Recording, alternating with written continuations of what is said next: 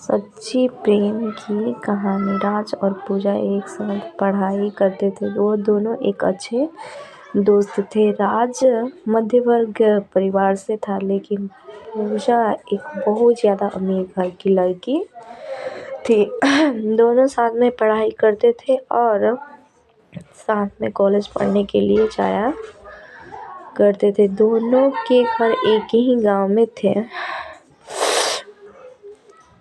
इसी कारण थे दोनों कॉलेज के बाहर भी खेलने के लिए जाया करते थे।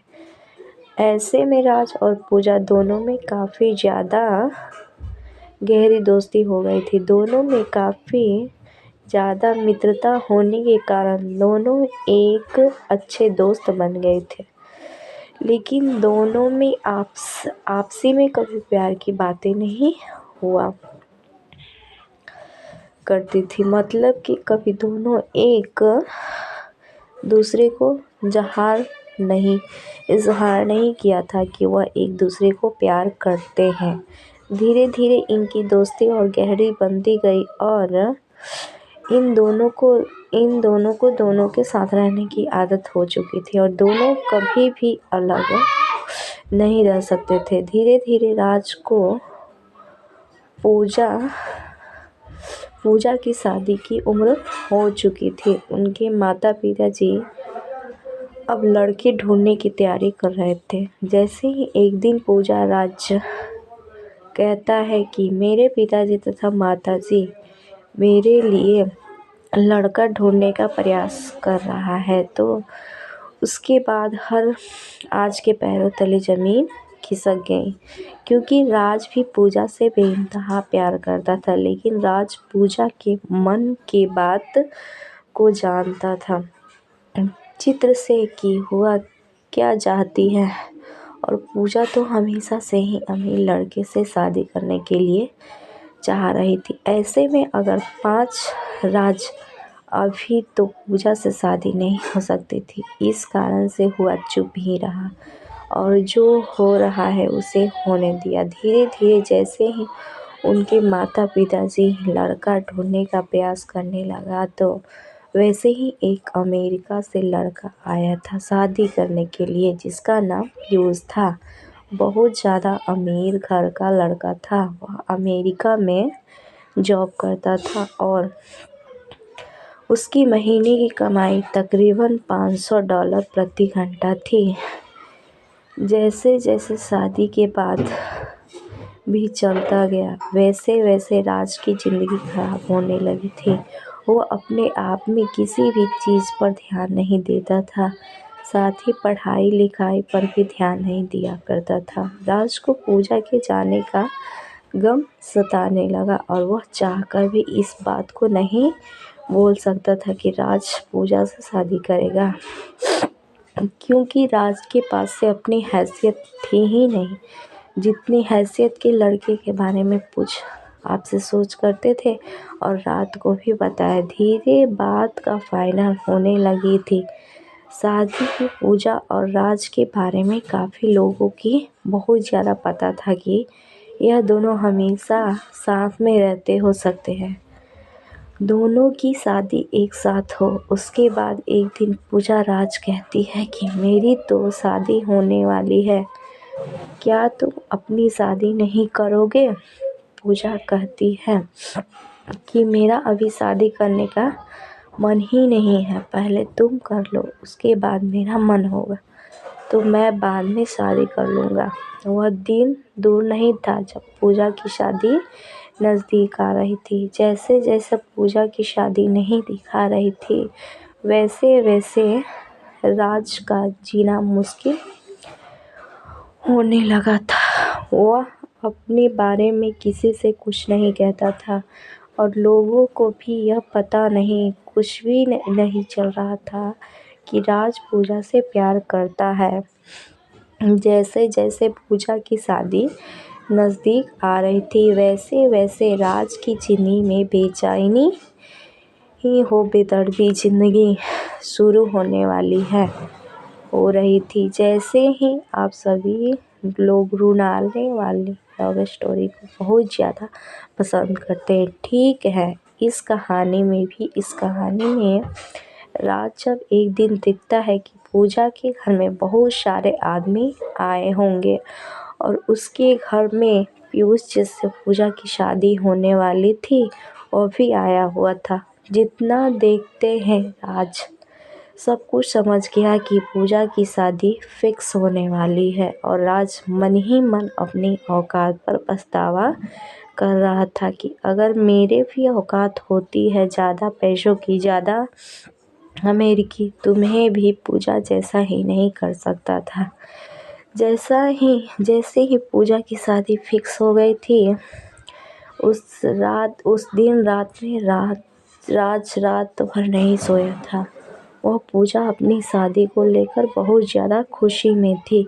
इधर आज अपनी ज़िंदगी को लेकर लेने में अपने दादा रात भर रोया करता था। अपनी सैड लव स्टोरी को लेकर दोस्तों हमेशा से ही प्रेमी प्रेमिका के बीच में यही सब होता आया है। जब भी कोई किसी से सच्चा प्यार करता है उसे बहुत ही मुश्किल से मिलता है और सच्चा प्यार की कहानी बहुत ही अंत हो जाती है। अब तो पूजा की शादी होने वाली ही थी। राजेश की तैयारियां में बिजी था। पूजा राज को अपने साथ कभी मार्केट लेकर जाती तो कभी कपड़े खरीदने के लिए। अब दर्जी के यहाँ राज बेचारा पूजा की शादी को लेकर बहुत ज़्यादा तैयारियां कर रहा था। साथ ही राज को मन ही मन बहुत ज़्यादा उदास थी रहा था कि उसकी ज़िंदगी में से पूजा जाने वाली है, लेकिन फिर भी वो किसी से कुछ भी नहीं कह रहा था और अपना काम सही और सही समय पर कर रहा था। अब तो वह दिन भी आ गया जो पूजा की सगाई हो रही थी। फिर भी उसके एक ही दिन बाद पूजा की शादी थी। सभी मेहमान लोग आ चुके थे। राज मेहमान की खातिरदारी कर रहा था तथा अब तो बाराती भी आने वाले थे। पूजा की और वह बढ़ाती की खातिरदारी अथा सम्मान करने के लिए तत्पर खड़े थे। आपको बता दें कि दिल में इतनी ज़्यादा दर्द होने की वजह से अपनी प्यार की कहानी किसी को बताए बिना एक बार चुपचाप सब कुछ जान कर रहा था। अब तो पूजा की शादी हो गई थी। पीयूष बस के साथ घूमने फिरने के लिए तथा हनीमून मनाने के लिए कहीं दूर जाने वाला था। राज मन ही मन उदास हो रहा था। उन्होंने पूजा को लेकर खो गई चिंता की छोड़ देते क्योंकि अब तो पूजा की शादी भी हो गई थी। अब तो कुछ नहीं होने वाला था। पीयूष और पूजा दोनों साथ में घूमने के लिए चले जाते हैं। दोनों साथ में जब घूमने जाते हैं एक मॉल में शॉपिंग करने के लिए जाते हैं पूजा और पीयूष दोनों। जैसे ही मॉल में शॉपिंग करने के लिए अंदर जाती है तो पीयूष को किसी प्रकार का काम लग जाता है। वो जैसे ही गाड़ी लेकर पूजा घर आ रही थी तो गाड़ी में ही फिर उसका मोबाइल छोड़ गया था। उसके मोबाइल में एक लड़की का फ़ोन आ रहा था जिसका फ़ोटो भी उसके कॉलर आईडी पर लगा हुआ था। वह लड़की तो नहीं ज़्यादा सेक्सी थी, नग्न अवस्था में फ़ोटो लगा हुआ था। यह देखकर पूजा को गुस्सा आ गया और उन्होंने सोचा कि यह कौन लड़की है जो मेरे पति को फ़ोन करती है। पूजा गुस्सा से फ़ोन उठाती है। वैसे ही फ़ोन उठाती है उधर से आवाज़ आती है, जानू तुम कहाँ हो? लग रहा है मुझे छोड़कर कहीं चले गए हो या तुम्हें कोई दूसरी मिल गई है। अब तो तुम मुझे फ़ोन भी नहीं करते हो। यह देखकर पूजा को बहुत ज़्यादा गुस्सा आ जाता है। वह फ़ोन काट देता है और जैसे ही पूजा फ़ोन करती है वह बहुत ज़्यादा गुस्से में होती है और गाड़ी इधर उधर और बहुत ही स्पीड चलाने लगती है। गाड़ी स्पीड चलाने के क्रम में उसके सामने एक बहुत बड़ी गाड़ी आ जाती है और पूजा गाड़ी को कंट्रोल नहीं कर पाती है और उस गाड़ी में जाकर टक्कर मार देती है। पूजा जैसे ही गाड़ी को टक्कर मार देती है वह बेहोश हो जाती है। अब तो पूजा की बहुत ज़्यादा हालत ख़राब हो गई थी। उसके दिमाग से बहुत ज़्यादा खून निकल रहा था, मतलब उसके सर में चोट लगी थी। जैसे ही ऐसी जानकारी पूजा के घर वाले तथा राज को मिलती है वह तुरंत ही दौड़े शहर जाकर अपनी पूजा को उड़ाकर हॉस्पिटल लेकर आता है। हॉस्पिटल ले जाने के क्रम में पूजा की हालत बहुत ज़्यादा ख़राब हो जाती है। जिस कारण से उसे बहुत ज़्यादा मात्रा में उसके सर से खून भी निकल रहा था। यह देखकर राज को बहुत ज़्यादा फ़िक्र होने लगी थी, लेकिन फिर भी वो पूजा को संभाल कर हॉस्पिटल लेकर गया। हॉस्पिटल लेकर जाने के बाद डॉक्टर चेक करता है और कहता है कि इसके दिमाग में चोट आई है। पूजा की दिमागी हालत सही नहीं है। हो भी सकता है यह पूजा को अब कुछ याद भी ना आए, और याद आने में कितना दिन लगा जाए यह कह भी नहीं सकते उसके समय तक। अब तो पीयूष हॉस्पिटल आ चुका था।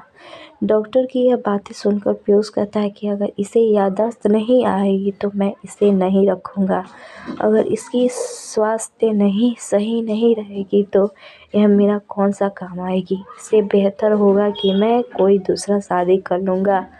आप अपना बेटा को देख लीजिए। यह बात पीयूष कहता है पूजा के माता पिता से, लेकिन पूजा के माता पिता भी इन सभी बातों को बोलना चाहते थे, नहीं सुनना चाहते थे, क्योंकि उसके बेटे की तबीयत बहुत ज़्यादा ख़राब थी। वह जल्द से जल्द चाहते थे कि उसकी बेटी पूजा पहले सही हो जाए, उसके बाद जो होगा देखा जाएगा। इतना कहते पीयूष कहाँ से चला जाता है, वहाँ से चला जाता है। वो कहता है कि अगर इसकी तबीयत और इसकी दिमागी हालत पूरी तरह से सही हो जाए तो मुझे बता देना। और साथ में पीयूष यह भी कहता है कि अंग्रेज़ की दिमागी हालत सही नहीं हो रही होगी तो मुझे मत बताना, मैं दोबारा शादी कर लूँगा। यह सब सुनकर पूजा मन ही मन रो रही थी, लेकिन राज उसे दिलासा दिलाया था कि सब कुछ सही हो जाएगा, तुम बस सही हो जाओ।